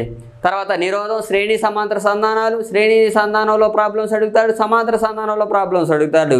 థియరిటికల్గా మాట్లాడితే ఎలా మాట్లాడతాడో కూడా అక్కడే చూస్తాం మనం. అందుకే ఫస్ట్ మీకు ఏం చేస్తానంటే థియరీ కవర్ అయిపోయిన తర్వాతనే ప్రాబ్లం స్టార్ట్ చేస్తున్నా, ఏది ఒక్కొక్క చాప్టర్ నుంచి. కాబట్టి మీకు అంత డిఫికల్ట్గా ఉండదు. నెక్స్ట్ సిక్స్త్ వన్లో చూడాల్సింది ఏంది సార్ అని అడిగితే ఏ చాప్టర్ నుంచి అడగవచ్చు అంటే మనకి నెక్స్ట్ అయస్కాంతత్వం. అదో రకమైన మనస్తత్వం అనుకోవద్దు మీరు. అయస్కాంతత్వం, మ్యాగ్నెటిజం అంటాం. మ్యాగ్నెటిజం మీద ఒకవేళ అడిగితే మనకి types of magnetic materials, para, dia, ferro అయస్కాంత పదార్థాలు. లేదు అని అడిగితే వాటి మీద ఒకవేళ ప్రాబ్లమెటిక్ ఏరియా టచ్ చేస్తే దేని మీద చేయొచ్చు అంటే మనకి అయస్కాంత భ్రామకం మీద, అయస్కాంత ద్రవసత్వం మీద, అయస్కాంత ససెప్టబిలిటీ, రైట్. తర్వాత కోయసివిటీ అంటే ఏంది, రియాక్టివిటీ అంటే ఏంది, రెటెంటివిటీ అంటే ఏంది, ఇవన్నీ కూడా వీటి మీద అడిగితే అడగవచ్చు. లేకపోతే మ్యాగ్నెటిక్ లెంత్, జామెట్రికల్ లెంత్ మీద అడగవచ్చు. సింపుల్ ప్రాబ్లమ్స్ అవి, అవునా కదా. సరదాగా చేసేయచ్చు, నో ప్రాబ్లం. మీరు భయపడాల్సిన పనే లేదు, అది అడగవచ్చు ఒకవేళ అడిగితే వాటి మీద. నెక్స్ట్ దేని మీద అడుగుతాడు సార్ అని అడిగితే అంటే ఏ చాప్టరు సార్ అని అడిగితే ప్రవాహి ధర్మాలు, properties of fluids, right. Properties of ఫ్లూయిడ్స్లో అడిగితే బెర్నౌలీ నియమం, పాస్కల్ నియమం, ఆర్కిమెడిస్ నియమం, బాయిల్ నియమం, రైట్. తర్వాత వాతావరణ పీడనం, వీటి మీద అడుగుతాడు ప్రాబ్లమ్స్ ప్లస్ థియరీ మాట్లాడతాం. తలతన్యత, తర్వాత స్నిగ్ధత, కేశనాళికీయత, వీటికి సంబంధించిన రియల్ లైఫ్ అప్లికేషన్స్ ఎలా ఉంటాయి, దాన్ని ఎలా ఎనాలిసిస్ చేయాలి, ఇవన్నీ కూడా ఇక్కడ మనం మాట్లాడుకుంటూ ఉంటాం ఈ చాప్టర్లో, రైట్. నెక్స్ట్ ఏంటి సార్ అని అడిగితే మనకి నెక్స్ట్ ఆధునిక భౌతిక శాస్త్రాన్ని ఇప్పుడు నేను కేంద్రక భౌతిక శాస్త్రం అని అనువదిస్తున్నా. కేంద్రక భౌతిక శాస్త్రం అంటే మనం ఏం చేసినాడు, ఒక 10 చాప్టర్స్గా రాసుకుంటున్నాం అంతే, రైట్. న్యూక్లియర్ ఫిజిక్స్ అంటాం. ఈ న్యూక్లియర్ ఫిజిక్స్లో మనం న్యూక్లియర్ ఎనర్జీ గురించి, తర్వాత న్యూక్లియర్ రియాక్షన్స్ గురించి మనం ఎక్కువగా మాట్లాడుతూ ఉంటాం, రైట్. ఆ అంశాలు కూడా మీరు జాగ్రత్తగా చూసుకోవాలి కేంద్రక భౌతిక శాస్త్రంలో, ఓకే. అణు రియాక్టర్లు, తర్వాత వాటికి సంబంధించినటువంటి ప్రాబ్లమేటిక్ పార్ట్ ఉంటే, లేదంటే అణుబాంబు, యాటమ్ బాంబ్స్, వీటి గురించి మాట్లాడుతూ ఉంటాం ఏది కేంద్రక భౌతిక శాస్త్రంలో. నెక్స్ట్ ఏంటి సార్ అని అడిగితే విద్యుదయస్కాంత తరంగాలు, రైట్. ఎలక్ట్రోమాగ్నెటిక్ వేవ్స్ అంటాం. విద్యుదయస్కాంత తరంగాలు, ఎలక్ట్రోమాగ్నెటిక్ వేవ్స్కి సంబంధించి అసలు ఎన్ని రకాలుగా మనకి తరంగాలు ఉన్నాయి, దాంట్లో మన చుట్టుపక్కల ఎన్ని రకాల విద్యుదయస్కాంత తరంగాలు ఉన్నాయి, సైంటిఫిక్గా ఎలా ఉన్నాయి, అవి మనకి రియల్ లైఫ్లో ఎలా ఉపయోగపడుతున్నాయి, సిటీ స్కాన్లో, ఎంఆర్ఐ స్కాన్లో ఎలా ఉపయోగిస్తున్నారు, రైట్. ఏం ఉపయోగిస్తున్నారో ఒకటైతే ఎలా ఉపయోగిస్తున్నారో కూడా తెలుసుకోవాలి మనం. అప్పుడు ఎందుకంటే ఆ సిటీ స్కానర్ మీదనే ప్రాబ్లం, ఏది ఒకవేళ క్వశ్చన్ ఇవ్వచ్చు, లేదా ఎంఆర్ఐ స్కాన్ మీదనే ఇవ్వచ్చు. ఎంఆర్ఐ స్కాన్లో ఉపయోగించేది రేడియో తరంగాలు, ఓకే, అంతవరకు బాగానే ఉంది, అది సింపుల్ పిట్ అనమాట, అవునా కదా. ఎంఆర్ఐ స్కాన్లో ఉపయోగించే తరంగాలు ఎవరైనా చెబుతారు, రేడియో తరంగాలు భయంకరంగా చెప్తారు. ఈ ఎంఆర్ఐ స్కాను పనిచేయడంలో ఇమిడి ఉన్న సూత్రాలు ఏంటి, అది ఏ విధంగా పనిచేస్తుంది అనే దాని మీద అడుగుతాడు, ఆ ఫంక్షనింగ్ మీద అడుగుతాడు మనకి. ఏది ఇప్పుడు అనాలిసిస్ అలా ఉంది, మోడర్న్ ట్రెండ్ అనమాట మనకి, రైట్. అప్పుడైతే సింపుల్గా అలా చదివితే సరిపోయేది మనకి ఓల్డ్ ఎగ్జామ్స్ బిఫోర్ 2014. కానీ ఆఫ్టర్ దట్ 2014 అలా లేదు మనకి. స్టేట్ సపరేట్ అయిన తర్వాత ఎనాలిసిస్కే ఎక్కువ ఇంపార్టెన్స్ ఇస్తున్నాడు. అందుకే ఎంఆర్ఐ స్కాన్లో ఉపయోగించే తరంగాలతో పాటుగా అది ఏ విధంగా పనిచేస్తుంది ఆ యంత్రం, అది ఏ విధంగా మనకి లోపల ఉన్న ప్రాబ్లంని ఇస్తుంది అనే దాన్ని కూడా మనం అనాలిసిస్ చేయాలి ఈ రోజుల్లో. రైట్. అందుకే అప్పటికి ఇప్పుడు కొన్ని డిఫికల్టీ లెవెల్స్ అలా చేంజ్ అయినాయి. దానికి అనుగుణంగా మనం చూసుకోవాలంటాను నేను అనేది. నెక్స్ట్ ఏంటి సార్ అని అడిగితే ధ్వని సౌండ్. రైట్. సౌండ్. ఈ సౌండ్కి సంబంధించి ధ్వనికి సంబంధించి ఎక్కువగా మనకి వేగం మీద అడిగితే ప్రాబ్లమ్స్, లేకపోతే స్పీకర్స్ మీద అడుగుతూ ఉంటాడు ఎక్కువగా. రైట్. మనకి జనరల్గా మనకి ఒక టీవీకో లేకపోతే ఒక సౌండ్ బాక్స్కి 4-5 స్పీకర్స్ కనెక్ట్ చేస్తూ ఉంటారు. ఒక్కొక్క స్పీకర్ యొక్క వినికిడి తీవ్రత లేదా ధ్వని తీవ్రత 30 డెసిబుల్ అయితే ఒక్కసారి 10 స్పీకర్లు ఆన్ చేస్తే ఆడిటోరియంలో లేదా హాల్లో మొత్తం ధ్వని తీవ్రత ఎంత ఉంటుంది? 300 డెసిబుల్ అనేరు ఒకేసారి కూడి. 300 డెసిబుల్కి చెవులు పగిలిపోతాయి. అవునా కదా? అందుకే అట్లా ఉండదు అనమాట. అది దానికి లాగరిథమిక్ స్కేల్. అది ఆ లాగరిథమిక్ స్కేల్ మీద మనకి ప్రాబ్లమ్స్ ఎలా అడుగుతాడో అక్కడ చూస్తాం మనం. Don't worry. అంతేగాని ఏముంది సార్ 30 డెసిబుల్ 10 స్పీకర్లు అన్నారు 300 డెసిబుల్ 300 డెసిబుల్ ఎంటోలే నువ్వు వెళ్ళలేవు. అవునా కదా? మనకి ఆల్రెడీ మన ఇయర్ యొక్క కెపాసిటీ రేంజెస్ కూడా మాట్లాడతాం మనం. ఫ్రీక్వెన్సీ రేంజెస్ మాట్లాడతాం. ఏది మనం వినేటటువంటి ఫ్రీక్వెన్సీ రేంజ్, అవునా కదా, మనం మాట్లాడే ఫ్రీక్వెన్సీ రేంజ్ రెండు వేరువేరుగా ఉంటాయి. తర్వాత మనం మాట్లాడేటటువంటి ధ్వని తీవ్రత వేరే ఉంటుంది. తర్వాత మనం వినగలిగేటటువంటి కెపాసిటీ ఎక్కువ ఉంటుంది. చెవులకి ఎక్కువగా ఉంటుందా నోటికి ఎక్కువగా ఉంటుందా కెపాసిటీ చెప్పండి? చెవులకే ఎక్కువ ఉంటుంది, మాట్లాడటానికే తక్కువ ఉంటుంది ఫ్రీక్వెన్సీ రేంజ్ అని. నువ్వు 20,000 హెజ్జులతో మాట్లాడు చూద్దాం. కానీ 20,000 హెజ్జులు వినగలుగుతావు. నువ్వు చదువుకొనే ఉంటావు భయంకరంగా. అవునా కదా? పరశ్రావ్య ధ్వనులు, శ్రావ్య ధ్వనులు, అతిధ్వనులు అని. రైట్. అందుకే రెండింటికి తేడా ఉంది. ఇక్కడ రెండు ఉన్నాయండి. ఒకటి రిసీవరు, ఒకటే ఏంటి అంటే సోర్సు. ఈ సోర్స్ ఫ్రీక్వెన్సీ రేంజ్ ఎంత, రిసీవర్ ఫ్రీక్వెన్సీ రేంజ్ ఎంత. అందుకే రెండు విషయాలను ఆలోచించాలి మన హెడ్లో. అందుకే ధ్వని అనేటటువంటిది ఏదో చదువుకొని ఆ 3 రకాల తరంగాలు 3 రకాల ధ్వనులు చదువుకొని నాకు భయంకరంగా తెలుసు అని అనుకోవద్దు మీరు. ఎందుకు అలా అనుకుంటారు? ఇక్కడ నీ ఫేస్లోనే 2 ఉన్నాయి. ఒకటి రిసీవర్ ఉన్నాడు, ఒకటే సోర్స్ ఉన్నాడు. వీడి పరిస్థితి ఏంటి సైంటిఫిక్గా ఆ 2 తెలుసుకోండి. రైట్. అప్పుడే మనకి మంచి అవగాహన వచ్చినట్టు లెక్క. ఇవి ఈ 10 చాప్టర్స్ని మనం ఇలా మాట్లాడే ప్రయత్నం చేస్తాం ఎస్ఐ కానిస్టేబుల్ లెవెల్లో, including problems. Okay, for the particularly constable. అదే ఒకవేళ ఎస్ఐలో ప్రాబ్లమ్స్ అడగడు. మ్యాక్సిమం అడిగితే ఎలా అడుగుతాడు అంటే మనకి థియరిటికల్గానే అడుగుతాడు. అది కానీ అది ఫార్ములా బేస్డ్ ఉంటుంది. అది formula based. For example hypothetical questions ఇవ్వచ్చు. హైపోథెటికల్ క్వశ్చన్స్ అయితే భూమి పరిమాణాన్ని రెట్టింపు చేస్తే గురుత్వ త్వరణం విలువ ఏమవుతుంది? Small g is equal capital G capital M by R square వేస్తాం సమీకరణం. కానీ దాని మీద సమీకరణాన్ని ఉపయోగిస్తే డబుల్ అవుతుంది అటు. అది 1/4 కదా, డబుల్ చేసాడు అటు. R వాల్యూని డబుల్ చేస్తే స్మాల్ g వాల్యూ ఏమవుతుంది అది మీకు చెప్పాల్సింది. అంటే small g is equal capital G capital M by R square. పరిమాణాన్ని డబుల్ చేయటం అంటే ఆర్ని డబుల్ చేయటం. అప్పుడు ఈ G వాల్యూ ఏమవుతుంది మిమ్మల్ని అడిగితే. లేదు ద్రవ్యరాశిని డబుల్ చేస్తే మన భూమిని అడగకపోవచ్చు, లేకపోతే తెలియని గ్రహం మీద గురించి కూడా అడగవచ్చు. తెలియని గ్రహం మీద కూడా ప్రాబ్లమ్స్ అడగవచ్చు. కానీ చూడండి, చూస్తే ఆడేందంటే నెంబర్ లేదు కానీ జస్ట్ డబుల్ చేస్తే రెట్టింపు చేస్తే 4వ వంతు అవుతుంది 5వ వంతు పదాల్లో రాస్తున్నాడు అంతే. కానీ అది కూడా ప్రాబ్లమేటిక్కే. రైట్. అలా అడగవచ్చు ఒకవేళ ఏది ఎస్ఐలో టచ్ చేస్తే. కానిస్టేబుల్ అయితే డైరెక్ట్గా వాల్యూసే ఇస్తాడు. ఒక గ్రహం యొక్క ద్రవ్యరాశి ఎంత, దాని పరిమాణం ఎంత, లేదా దాని వ్యాసార్థం ఎంత అయితే దాని మీద గురుత్వ త్వరణం ఎంత డైరెక్ట్గా సబ్స్టిట్యూట్ చేయాల్సిందే. అలాంటి వాటిని మనం ఒకవేళ ఏమైనా షార్ట్ కట్స్ ఉండి మనం గెస్ చేయొచ్చా అనే దాన్ని ప్రాబ్లమేటిక్ పార్ట్ చెప్పేటప్పుడు చెప్తా మీకు. రైట్. ఇది జనరల్గా అభ్యర్థులు ఫిజిక్స్ను పరంగా చూసుకోవాల్సింది, ప్రిపరేషన్ పరంగా మాట్లాడుకోవాల్సింది. అది నెక్స్ట్ కెమిస్ట్రీలో మనకి ఎక్కువగా మనం ఫోకస్ చేయాల్సినటువంటి చాప్టర్స్ ఏంటంటే థియరిటికల్గా ఫోకస్ చేయాల్సినటువంటి చాప్టర్స్, ప్రాబ్లమేటిక్ పార్ట్లో ఫోకస్ చేయాల్సినటువంటి చాప్టర్స్ ఏందో చూడండి. మనకి ఫస్ట్ అసలు మనం ఏదైనా కానీ చేసేటప్పుడు మనకి పదార్థం రకాలు అని ఉంటుంది. పదార్థం రకాలు రసాయన శాస్త్రం నేను మాట్లాడేది. రసాయన శాస్త్రం కెమిస్ట్రీ అంటారు ఆంగ్లంలో. పదార్థం రకాలు.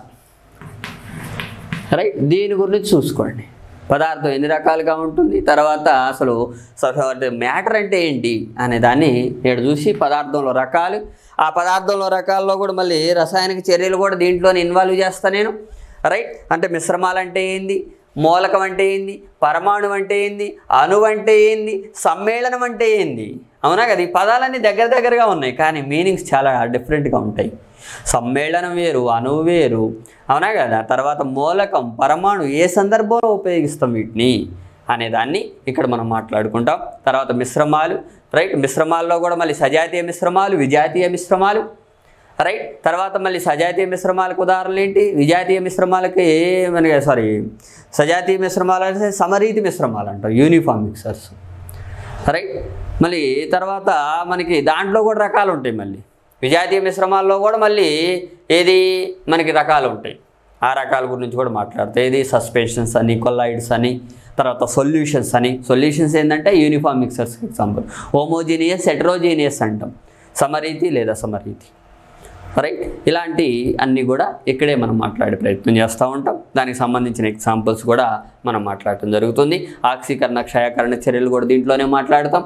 తర్వాత ఇనుము తుప్పు పట్టడం, లేకపోతే ఓన్లీ ఇనుము ఒకటేనా తుప్పు పట్టేది, అవునా కదా. స్టీలు, కాపర్లు ఇవన్నీ పట్టవా, ఇవి పడితే ఎలా ఉంటుంది పరిస్థితి ఏంటిది అనే దాన్ని కూడా ఇక్కడ మనం మాట్లాడుతూ ఉంటాం థియరిటికల్గా.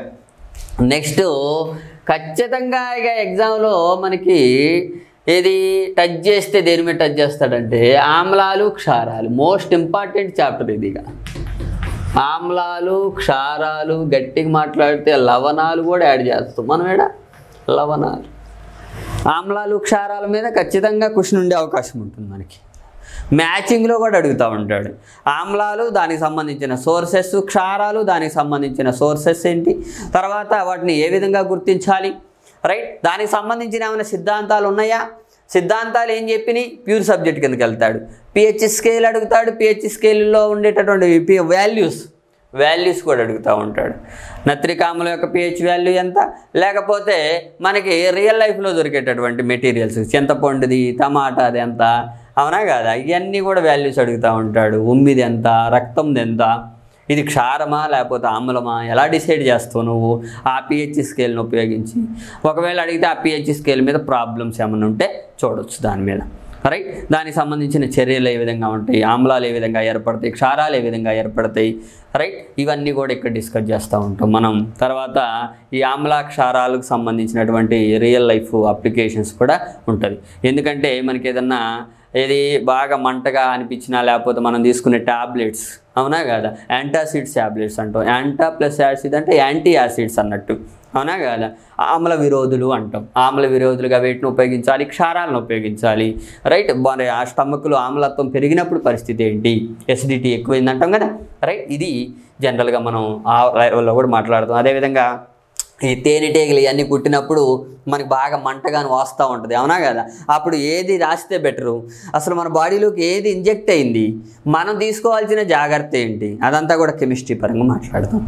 తీసుకుంటే ఏ రకమైన క్షారం తీసుకుంటే త్వరగా రికవరీ కావచ్చు, అవునా కదా. మరి ఆమ్లాల్లో కూడా మనం గాఢతను బట్టి ఉంటుంది అనమాట. సహజ ఆమ్లాలు, కృత్రిమ ఆమ్లాలు, మళ్ళీ ఆమ్లాల్లో రకాలు మాట్లాడుతూ ఉంటాం రియల్ లైఫ్లో. మరి వేటి వల్ల మనకి ఆ తాజ్మహల్ అనేది కూడా ఎరోడ్ అవుతుంది, అవునా కదా. తాజ్మహల్ రంగు మారుతుంది అంటున్నారు, రైట్. మరి యాసిడ్ రెయిన్సే కారణమని మాట్లాడుతూ ఉంటారు కదా. మరి అసలు ఈ యాసిడ్ రెయిన్స్ పరిస్థితి ఏంటి, ఇవన్నీ కూడా ఇక్కడే మాట్లాడుతామండి, ఆమ్లాలు క్షారాల్లో మాట్లాడుతాం, రైట్. అదేవిధంగా క్షారాలకు సంబంధించినటువంటి అంటే మెడికల్ యూజ్ కూడా మాట్లాడుతూ ఉంటాం క్షారాలు. అదేవిధంగా మన సోపుల్లో, తర్వాత మన టూత్పేస్ట్లో ఉండే వాటి పరిస్థితి ఏంటి, సబ్బుల్లో ఉండే పరిస్థితి ఏంటి, డిటర్జెంట్లో ఉండేటటువంటి క్షారాలు ఏంటి, ఇవన్నీ కూడా క్షారాల అప్లికేషన్లో మాట్లాడతాం. లవణాల అప్లికేషన్లో plaster of Paris, bleaching powders, ఇవన్నీ కూడా ఇక్కడ మాట్లాడుతూ ఉంటాం. లవణాలు అనేటటువంటిది, అమోనియం, ఎరువులు అన్నీ కూడా ఇక్కడే తీసుకొని వస్తా కాబట్టి నో ప్రాబ్లం మీకు. నెక్స్ట్ ఏంటి సార్ అని అడిగితే పరమాణు నిర్మాణం. అంటే ఇదేం ఆర్డర్ ఏం కాదు, మీకు జనరల్గా నాకేది గుర్తొస్తే అది రాస్తాను నేను. పరమాణు నిర్మాణం, అటామిక్ స్ట్రక్చర్ అంటాం. అటామిక్ స్ట్రక్చర్ అసలు పరమాణు అంటే ఏంది, దాని నిర్మాణం ఎలా ఉంటుంది, దాంట్లో ఏ ఏ కణాలు ఉంటాయి, ఏ ఏ కణాలను ఎవరు కనుగొన్నారు అవునా కదా, ఒక పరమాణువులో ఎలక్ట్రాన్లు ఎలా మరి ఉన్నాయి, ఇవన్నీ కూడా ఈ పరమాణు నిర్మాణానికి సంబంధించి వస్తాయి. పరమాణు సిద్ధాంతాలు ఏంటి, ఆ నిర్మాణానికి సంబంధించినటువంటి సిద్ధాంతాలు ఎలా ఉన్నాయి, ఇవన్నీ కూడా మనం చూస్తాం అనమాట అక్కడ. కాబట్టి నో ప్రాబ్లం. పరమాణు నిర్మాణం మీద అడిగితే ఎలా అడుగుతాడు, లేకపోతే దాంట్లో చిన్న చిన్న ప్రాబ్లమ్స్ అడుగుతూ ఉంటాడు. 3వ కక్షలో ఎన్ని ఎలక్ట్రాన్లు నింపవచ్చు, లేదా ప్రధాన క్వాంటం సంఖ్యల నెంబర్ ఇచ్చి రైట్ ఈ ప్రధాన క్వాంటం సంఖ్యలని సాటిస్ఫై చేసేటటువంటి పరమాణు పేరేంటి, లేదా ఆ కక్షలో ఎన్ని ఎలక్ట్రాన్లు నింపవచ్చు, ఇలాంటి కొన్ని క్వశ్చన్స్ అడుగుతూ ఉంటాడు. రైట్ n² 2n² ప్రాబ్లమ్స్ ఉంటాయి. రైట్ అంటే ఫార్ములాస్ ఉంటాయి, దాని మీద మీకు ఒకవేళ అడిగితే ప్రాబ్లమ్స్ అడుగుతూ ఉంటాడు. అందుకే వాటికి సంబంధించి కూడా ఇక్కడ మాట్లాడుతూ ఉంటాడు. నెక్స్ట్ ఏంటి సార్ అని అడిగితే పీరియాడిక్ క్లాసిఫికేషన్ అనమాట. ఆవర్తన పట్టిక గురించి మాట్లాడుతాం. ముఖ్యంగా క్లాసిఫికేషన్ ఆఫ్ ఎలిమెంట్స్ అంటూ మూలకాల వర్గీకరణ, దాంట్లో ముఖ్యంగా మనం మూలకాల వర్గీకరణలో ఆవర్తన పట్టిక గురించి మనం ఎక్కువగా డిస్కస్ చేస్తాం. అసలు ఎందుకు ఆవర్తన పట్టికని ఇంట్రడ్యూస్ చేశారు, మనకి ఆ మూలకాలని అదే రకంగా ఎందుకు అమర్చారు, రైట్ ఈ మధ్యన ఏం చేస్తున్నాడంటే ఈ ఆవర్తన పట్టిక మీద కొన్ని ఫన్నీ క్వశ్చన్లు అడుగుతూ ఉన్నాడు. అవునా కాదా, 4వ గ్రూపు మూలకం, 4వ గ్రూపు 2వ పీరియడ్ అంట, ఏ మూలకం ఉంటుంది, అడ్రస్ ఇస్తాడు. అవునా కదా, అడ్రస్ ఇచ్చి దాంట్లో ఎలిమెంట్ని ఫైండ్ అవుట్ చేయమంటా ఉంటాడు, దాంట్లో ఉన్న ఎలిమెంట్, లేదా ఎలిమెంట్ ఇచ్చి అది ఏ గ్రూపు ఏ పీరియడ్కి సంబంధించింది. హీలియం ఇచ్చాడు అనుకోండి, హీలియం ఎన్నో గ్రూపు, లేదా దాని పీరియడ్ నెంబర్ ఎంత, దాని గ్రూప్ నెంబర్ ఎంత, ఇలా వస్తున్నాడు. లేదా ఒక్కోసారి పీరియడ్ నెంబర్ గ్రూప్ నెంబర్ ఇచ్చి ఆ పరమాణు పేరు కూడా పేరు అడగడు. ఒక్కోసారి దాంట్లో అక్కడున్న పరమాణువులో ఎన్ని ఎలక్ట్రాన్లు నింపవచ్చు ఎట్లా కూడా అడుగుతాడు. రైట్ ఎలా ఇచ్చినా మనం చేయగలగాలి. ఆవర్తన పట్టిక మీద సైంటిఫిక్ నేమ్స్ ఏమున్నాయి, దాంట్లో సైంటిస్టుల పేరు మీదుగా ఎన్ని మూలకాలు ఉన్నాయి, సహజంగా ఎన్ని మూలకాలు ఉన్నాయి, కృత్రిమంగా ఎన్ని మూలకాలు ఉన్నాయి, ప్రస్తుతం ఎన్ని మూలకాలు ఉన్నాయి.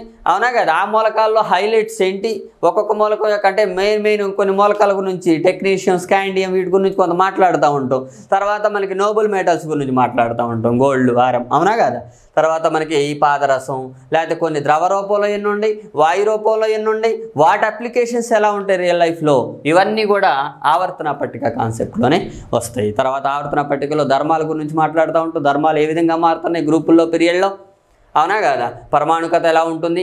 తర్వాత మనకి ఏది మనకి ఆయనీకరణ శక్మం అంటే ఏంటి, ఆయనీకరణ సామర్థ్యం లేదా ఆయనీకరణ శక్మం అంటాం, లేదా అయనైజేషన్ పొటెన్షియల్ అంటాం. అయనైజేషన్ పొటెన్షియల్ ఎలా మారుతుంది, ఎలక్ట్రాన్ ఎఫినిటీ, తర్వాత ఎలక్ట్రాను రైట్ ఏది పాజిటివిటీ, రుణ విద్యుదాత్మకత, ధన విద్యుదాత్మకత.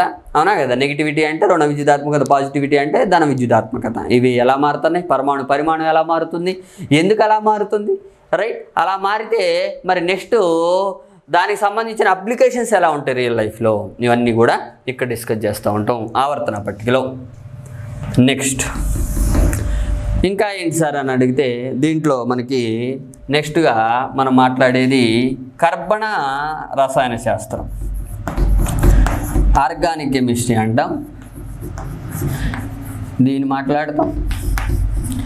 రైట్ కర్బన రసాయన శాస్త్రం, కర్బన రసాయన శాస్త్రంలో కార్బన్, ముఖ్యంగా కార్బన్ మీద దానికి సంబంధించినటువంటి సమ్మేళనాల మీద, హైడ్రోకార్బన్స్ మీద, రైట్ తర్వాత ఫంక్షనల్ గ్రూప్స్ మీద మాట్లాడుతాం, డిస్కషన్ చేస్తాం. తర్వాత కర్బన రసాయన శాస్త్రంలో కర్బన రూపాంతరాల గురించి, ఎందుకు అది అన్ని రూపాంతరాలు కలిగి ఉంది అంటే, మీరు కర్బన రూపాంతరాలు అంటే మీ అందరికీ జనరల్గా తెలిసింది ఏంటి అంటే ఆ డైమండ్, గ్రాఫైట్. అవునా కదా, రైట్ అంటే స్ఫటిక రూపాంతరాలు, అస్ఫటిక రూపాంతరాలు రెండు వేరువేరుగా ఉంటాయి. అస్ఫటిక రూపాంతరాల్లో మనకి బొగ్గు గురించి మాట్లాడతాం, చార్కోలు, ఇవన్నీ కూడా అస్ఫటిక రూపాంతరాలు. మరి స్ఫటిక రూపాంతరాలు అని అడిగితే మీ అందరూ చెప్పేది ఏంటంటే గ్రాఫైట్. అవునా కదా, రైట్ నెక్స్ట్ ఇంకేం చెప్తూ ఉంటారు, డైమండ్, నెక్స్ట్ ఇంకా మనకి గ్రాఫిన్. అవునా కదా, గ్రాఫిన్ కూడా వచ్చింది. బక్మినిస్టర్ పుల్లెరిన్, బక్మినిస్టర్ పుల్లెరిన్ C60 కూడా చెప్తూ ఉంటారు. కానీ ఇంకా ఉన్నాయి, మరి ఏంటి సార్ అది అడిగితే నానో ట్యూబ్స్ వచ్చినాయి. ఇప్పుడు నానో ట్యూబ్స్ కూడా మనం మాట్లాడాల్సింది. గ్రాఫైట్కి గ్రాఫిన్కి ఉన్న తేడా ఏంటి, డైమండ్కి బక్మినిస్టర్ పుల్లెరిన్కి ఉన్న డిఫరెన్స్ ఏంటి, తర్వాత ఏది గట్టి పదార్థం ప్రజెంట్గా మరి, రైట్ మరి దానికి సంబంధించిన స్ట్రక్చర్స్ ఎలా ఉంటాయి, అప్లికేషన్స్ ఎలా ఉంటాయి, ఇవన్నీ కూడా కర్బన రసాయన శాస్త్రంలో మనం మాట్లాడతాం. నెక్స్ట్ ఏంటి సార్ అని అడిగితే మనకి కర్బన రసాయన శాస్త్రం తర్వాత మనం మాట్లాడేటటువంటి చాప్టర్ అంటే దీని తర్వాతనేమి కాదు, నెక్స్ట్ వర్షం చెప్పా కదా ర్యాండమ్గా ఉంటుంది మనకి. నెక్స్ట్ మళ్ళీ పరిశ్రమల రసాయన శాస్త్రం. అవునా కదా, ఇండస్ట్రియల్ కెమిస్ట్రీ. పరిశ్రమల రసాయన శాస్త్రం, రైట్. ఇండస్ట్రియల్ కెమిస్ట్రీ అంటాం. అంటే గాజు పరిశ్రమ, సిమెంట్ పరిశ్రమ, ప్లాస్టిక్ల గురించి మాట్లాడతాం. పాలిమర్స్ గురించి, ఇంపార్టెంట్ పాలిమర్స్, వాటి యొక్క మోనోమర్స్, తర్వాత మన కుర్చీల్లో ఉపయోగించే మోనోమర్ ఏది, తర్వాత మన ల్యాప్టాప్ ఫ్రేమ్స్ ఉంటాయి కదా, ఆ మౌస్ కానివ్వండి, ల్యాప్టాప్ ఫ్రేమ్లో ఉండేటటువంటి పాలిమర్స్ ఏంటి, రైట్. ఇవన్నీ కూడా ఇక్కడ మాట్లాడుతాం మనం. ప్లాస్టిక్ కుర్చీలు, అవునా కదా, దాంట్లో ఉన్న మోనోమర్ ఏంటి, అసలు పాలిమర్ అంటే ఏంటి, దాంట్లో సంబంధించిన మోనోమర్ అంటే ఏందో తెలుస్తుంది ఆటోమేటిక్గా అక్కడే, right. Glass industry, cement industry గురించి మాట్లాడతాం. తర్వాత వీటి గురించి మాట్లాడతాం, ఏది, పాలిమర్స్ గురించి ఎక్కువగా మాట్లాడుతూ ఉంటాం. పాలిమర్స్ మీద ఖచ్చితంగా మనకు బిట్లు వస్తున్నాయి, అది కూడా చూసుకోండి. ఆ ఏరియా నుంచి కూడా అడుగుతూ ఉంటాడు. పాలిమర్లు అంటాం, పాలిమరైజేషన్, పొలిమరీకరణం అంటే ఏంటో కూడా ఇక్కడే మాట్లాడుతూ ఉంటాం ఈ పరిశ్రమల రసాయన శాస్త్రంలో. నెక్స్ట్ ఏంటి సార్ అని అడిగితే, రైట్, మనకి ముఖ్యంగా పర్యావరణ కాలుష్యం, ఎన్విరాన్మెంటల్ పొల్యూషన్ గురించి మాట్లాడుతూ ఉంటాం. పర్యావరణ కాలుష్యం, ఎన్విరాన్మెంటల్ పొల్యూషన్ గురించి మాట్లాడుతూ ఉంటాం. ఎన్విరాన్మెంటల్ పొల్యూషన్ అంటే అసలు ఏంటి, ఎన్విరాన్మెంట్ అంటే ఏంటి, ఎన్విరాన్మెంటల్ పొల్యూషన్ ఎన్ని రకాలుగా ఉన్నాయి, అవునా కదా. పర్యావరణ కాలుష్యం ముఖ్యంగా మనం ఏది 2 రకాలుగా చూస్తూ ఉంటాం, లేదా 3 రకాలుగా చూస్తాం. నేల కాలుష్యం, జల కాలుష్యం, అవునా కదా. గాలి కాలుష్యంలో రకాలు మాట్లాడుతాం, నేల కాలుష్యంలో రకాలు మాట్లాడుతాం. మరి అదేవిధంగా నీటి గురించి మాట్లాడేటప్పుడు, రైట్, నీటి యొక్క స్వచ్ఛత గురించి కూడా మాట్లాడే ప్రయత్నం చేస్తూ ఉంటాం అనమాట, అవునా కదా, రైట్. మృదు జలం అంటే ఏంది, కఠిన జలం అంటే ఏంది, ఏ జలం తాగితే బాగుంటుంది, ఏ జలాన్ని మన కఠిన జలంగా పరిగణిస్తారు, ఏ జలాన్ని మృదు జలంగా పరిగణిస్తారు, మరి కఠిన జలాన్ని మృదు జలంగా మార్చే పద్ధతులు ఏంటి, ఆ పద్ధతులన్నీ కూడా ఇక్కడే మాట్లాడుతూ ఉంటాం. గాలి కాలుష్యంలో మళ్ళీ ట్రోపావరణ కాలుష్యం గురించి విడిగా మాట్లాడుతాం, శాటావరణ కాలుష్యం గురించి మాట్లాడుతాం విడిగా, రైట్. ఇవి మళ్ళీ మనుషుల మీద ఏ విధంగా ఎఫెక్ట్ పడుతున్నాయి, మన మీద, లేదా జంతువుల మీద ఎలా పడుతున్నాయి, మన మీద ఎలా పడుతున్నాయితో పాటుగా జంతువుల మీద కూడా ఎలా పడుతున్నాయి, రైట్. అవి కూడా మనం చూడాల్సింది. హ్యూమన్స్తో పాటుగా యానిమల్స్ని కూడా కన్సిడర్ చేయాల్సి ఉంటుంది. ఇవంతా కూడా పర్యావరణ కాలుష్యంలో మాట్లాడుతూ ఉంటాం, నేల కాలుష్యంలో కూడా మాట్లాడుతూ ఉంటాం. ఇది జనరల్గా. మళ్ళీ నెక్స్ట్ ఇంకా ఏంటి సార్ మనం మాట్లాడితే దీనికి సంబంధించి అని అడిగితే రియల్ లైఫ్ కెమిస్ట్రీ మాట్లాడుతాం అండి. Real life chemistry, right. నిత్య జీవితంలో రసాయన శాస్త్రం అంటాం. నిత్య జీవితంలో రసాయన శాస్త్రం,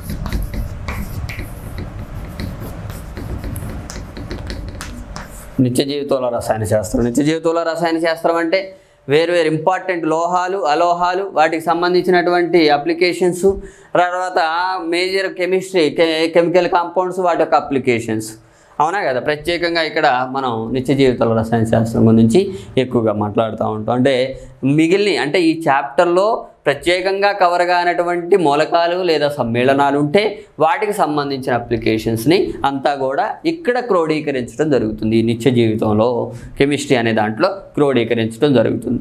ఇక నెక్స్ట్ ఏంటి సార్ అంటే లోహాలు, అలోహాలు, అర్ధలోహాలు, ఇవన్నీ కూడా ఇక్కడ మాట్లాడుతూ ఉంటాం. మెటల్స్, రైట్, నాన్ మెటల్స్, ఇవన్నీ కూడా ఇక్కడ కవర్ అవుతూ ఉంటాయి. ఇక రసాయన బంధం, రసాయన చర్యలన్నీ కూడా దీంట్లోకి వస్తాయండి మోస్ట్లీ, లేదా రసాయన బంధాన్ని దీంట్లోకి తీసుకొస్తాం అనమాట. అంటే చాలామంది అకాడమిక్లో బుక్లో చూసుకొని అరే రసాయన బంధం లేదే సారు, మళ్ళీ పరమాణు నిర్మాణంలో రసాయన బంధం చెబుతుంది అనుకోవద్దు.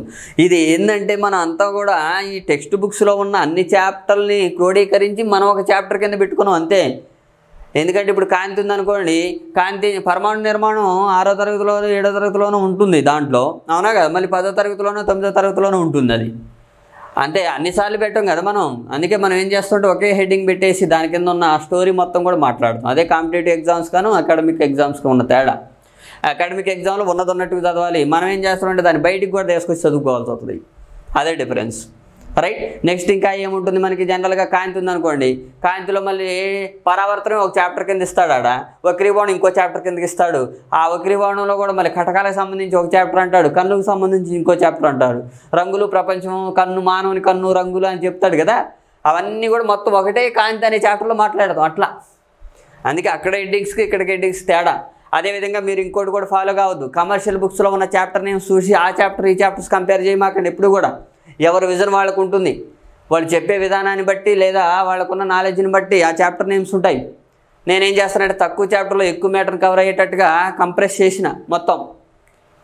మనకి అదే యాంత్రిక శాస్త్రాన్ని అయితే కమర్షియల్ బుక్స్లో డిఫరెంట్గా ఉంటాయి. గతి శాస్త్రం అనే ఒక చాప్టరు, శుద్ధ గతి శాస్త్రం అని ఒక చాప్టరు, గురుత్వాకర్షణ అని ఒక చాప్టరు, మన విశ్వం అని ఒక చాప్టరు, ఇవన్నీ కూడా యాంత్రిక శాస్త్రంలోనే కవర్ అవుతాయి మన ఫిజిక్స్లో. చూడండి 5-6 చాప్టర్లు ఉన్నాయి. 5-6 చాప్టర్లు నేను ఒకటే చాప్టర్ కింద చెప్తా. యాంత్రిక శాస్త్రం అనే భాగంలోనే చెప్పేస్తాం మొత్తం.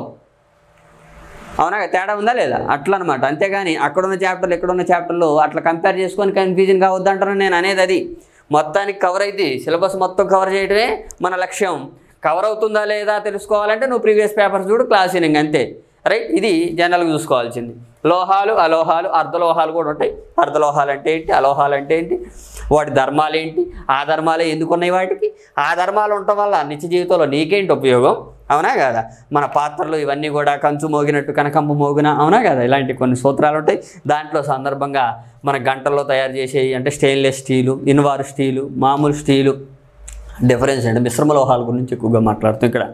వాటికి సంబంధించిన అప్లికేషన్స్ ఎక్కువగా మాట్లాడుతారు. విగ్రహాల తయారీలో ఏం ఉపయోగిస్తూ ఉంటారు, తర్వాత గంటల తయారీలో ఏ మిశ్రమ లోహాన్ని ఉపయోగిస్తారు, లేదా మిశ్రమ లోహం ఇచ్చి దాంట్లో ఉన్న కంపోజిషన్ అడుగుతూ ఉంటాడు, లేదా కంపోజిషన్ ఇది ఏ మిశ్రమ లోహానికి సంబంధించి ఇలా అడుగుతూ ఉంటాడు.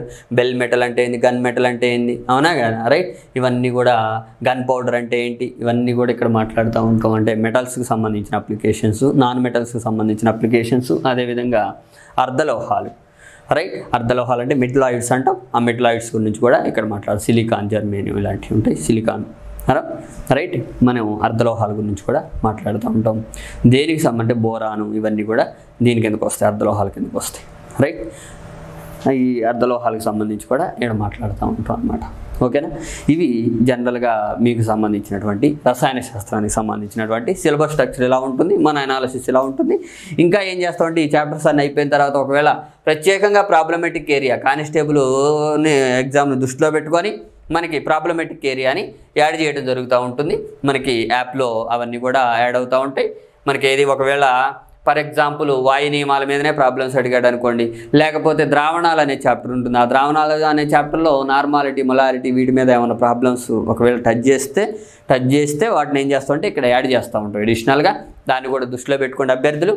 రైట్, మొత్తానికైతే మనకి KGH అకాడమీ నుంచి మొత్తం ఫిజికల్ సైన్స్లో ఇంక్లూడింగ్ ప్రాబ్లమేటిక్ పార్ట్ కూడా కవర్ కావడం జరుగుతుంది. రైట్, ఇదంతా కూడా నేనే డీల్ చేస్తూ ఉంటా, డోంట్ వరీ. మొత్తం కూడా ఇక్కడ మనకి ఏమి రిస్ట్రిక్షన్స్ ఉండవు. ఓకే, థ్యాంక్ యూ అండి, ఆల్ ద బెస్ట్.